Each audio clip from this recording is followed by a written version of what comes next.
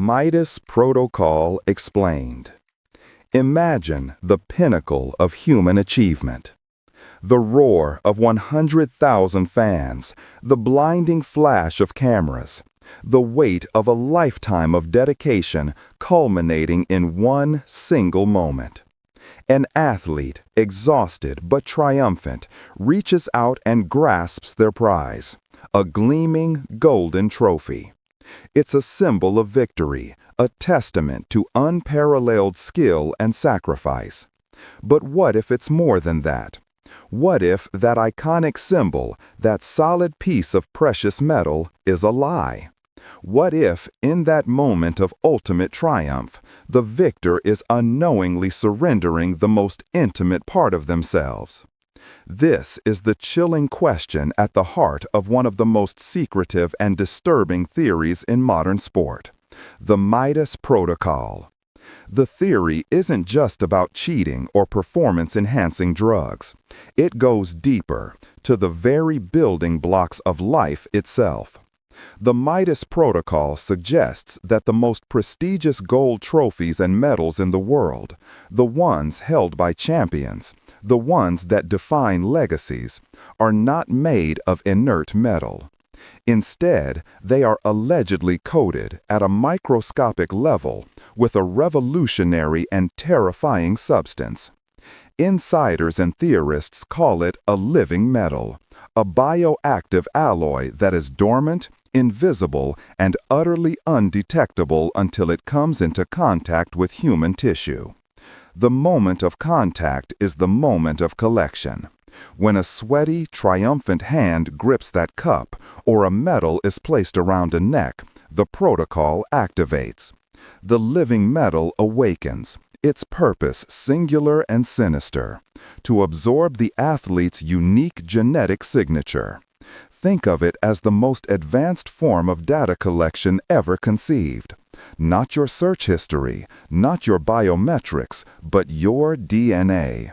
The very blueprint of your being, harvested in the one moment you are least likely to suspect it. Proponents of this theory point to whispers that have haunted the sports world for decades. Stories of trophies that feel strangely warm to the touch, long after they should have cooled. Anecdotes from retired athletes who recall a peculiar, almost imperceptible tingling sensation when they first held their prize, a feeling they dismissed as adrenaline. Could these be psychosomatic, the product of an overactive imagination in a high-stress environment? Or are they the first clues to a technology that operates beyond our current understanding? The Midas Protocol suggests the latter. It posits a clandestine operation, a shadow organization operating at the highest levels of global sport, that has been curating a genetic library of champions for generations. But why? What is the ultimate goal of such an audacious and invasive project? The theories branch into several terrifying possibilities. The most benign, if you can call it that, is that it's a form of ultimate scouting. Imagine a database containing the genetic markers for endurance, for fast-twitch muscle fibers, for unparalleled hand-eye coordination. By collecting the DNA of every major champion, this organization could map the human genome for peak performance, identifying future prodigies before they've even hit puberty. It would be the end of fair competition, replaced by a cold, calculated science of predetermined success. A slightly darker path suggests genetic archiving for commercial purposes. A biotech firm could theoretically patent and sell genetic sequences derived from the world's greatest athletes, offering the super-rich the chance to imbue their offspring with the genes of a champion. The most terrifying theory, however, is the one that gives the protocol its name, harking back to the Greek king whose touch turned everything to gold. In this version, the goal isn't just data collection, it's replication. The living metal isn't just absorbing DNA, it's creating a perfect, viable sample for cloning. The Midas Protocol, in its darkest interpretation, is a project to create the perfect athlete, a bioengineered super soldier of sport, by combining the genetic traits of the greatest champions in history. A being with the speed of the fastest sprinter, the endurance of the greatest marathon runner, and the strategic mind of a chess grandmaster, all grown in a lab. A genetic mosaic of victory, built from unwilling donors. This is the stuff of science fiction, yet the evidence presented by believers is designed to make you question that comfortable dismissal. They argue that the technology is a closely guarded secret, developed by military-industrial complexes and secretly licensed to sports federations who see it as the ultimate tool for national dominance. They claim that the unique composition of these trophies, often a proprietary blend of gold, silver, and other metals, is the perfect cover for the inclusion of advanced biopolymers and nanocircuitry that make the living metal possible. It's a conspiracy that hides in plain sight, celebrating its victims on a global stage while simultaneously stealing their essence. The Midas Protocol transforms every victory ceremony into a potential crime scene, and every revered trophy into a gilded parasite. DNA cloning evidence. If the Midas Protocol is real, if these gleaming symbols of victory are indeed sophisticated genetic harvesting tools, then how could they possibly work? The science, according to those who have pieced together the theory, is a terrifying marriage of nanotechnology and cellular biology. The living metal isn't truly alive in a biological sense. Rather, it's a smart material, a surface teeming with trillions of nanoscale machines, or nanites. These nanites are designed to act like microscopic scalpels, so small they are completely imperceptible.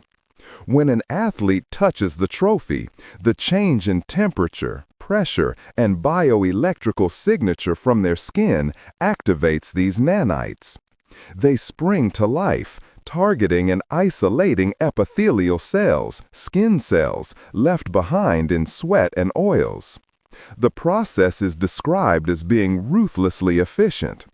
A single nanite pierces the cell wall, extracting the nucleus where the DNA is stored. It then sequences the entire genome on the spot, a process that would take days in a conventional lab, but is allegedly completed in microseconds by this advanced technology. The raw genetic data is then encoded and stored within the trophy's crystal and metallic structure. Some theories even suggest the data is transmitted wirelessly to a secure server the moment it's captured, using the trophy itself as a broadcast antenna. The physical sample, the cell itself, is then incinerated by the nanites, leaving absolutely no trace of the interaction. The athlete feels nothing, they see nothing. But in that fraction of a second, their entire biological identity has been stolen and uploaded. What evidence supports such an outlandish claim? Believers point to a collection of circumstantial but compelling breadcrumbs. There are the lost trophies, championship cups that have mysteriously vanished from secure displays, only to be replaced by flawless replicas. The Midas theory suggests these are not thefts, but retrievals. The organization is simply collecting its hard drives, swapping out a full trophy for a fresh, empty one. There are also the heavily redacted metallurgical reports for major sporting awards.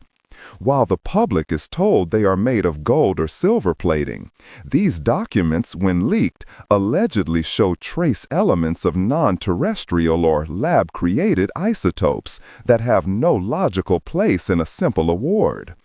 These anomalies are dismissed as impurities or trade secrets, but theorists claim they are the key components of the nanite technology. Perhaps the most disturbing piece of evidence comes from anonymous whistleblowers claiming to be former technicians from the labs that produce these trophies. They speak of a process more akin to crafting a microchip than casting a sculpture. They describe sterile, clean room environments where the final layers of the trophies are sputtered on at an atomic level. They talk about proprietary bioconductive lacquers that are applied, which supposedly contain the dormant nanites suspended in a golden solution. These stories, though unverified, paint a chilling picture of a highly sophisticated, global manufacturing process dedicated to this secret purpose. Of course, mainstream science debunks this entire concept. Geneticists will tell you that cloning a complex trait like athletic genius is currently impossible. It's not just about one gene. It's about thousands of genes interacting with each other and with the environment in ways we barely understand. An exact clone of a great athlete raised in a different environment might not even be good at sports. Skeptics rightly argue that there is no verifiable, peer-reviewed evidence to support any of this. They dismiss the anecdotes as fantasy and the leaked documents as forgeries, chalking the entire Midas Protocol up to a modern-day urban legend for the digital age. And yet, the theory persists because it speaks to a deeper fear about the intersection of technology, power, and human biology. The ethical implications are staggering. If a database of champion DNA exists, it represents the single greatest act of non-consensual human experimentation in history. It reduces human beings, celebrated for their spirit and determination, to mere collections of desirable code. The possibility of cloning performance turns athletes into products, their abilities replicated and sold without their consent. It's a genetic slave trade where the currency is greatness. Is the Midas Protocol a sensational fantasy, a work of collective fiction for a paranoid era? Or is it the most well-kept secret in the world, an operation that has redefined the very meaning of victory? The next time you watch a champion lift that golden prize to the sky, look closely. You might not be watching a celebration, but the silent, gilded theft of a soul. The question is, what do you believe?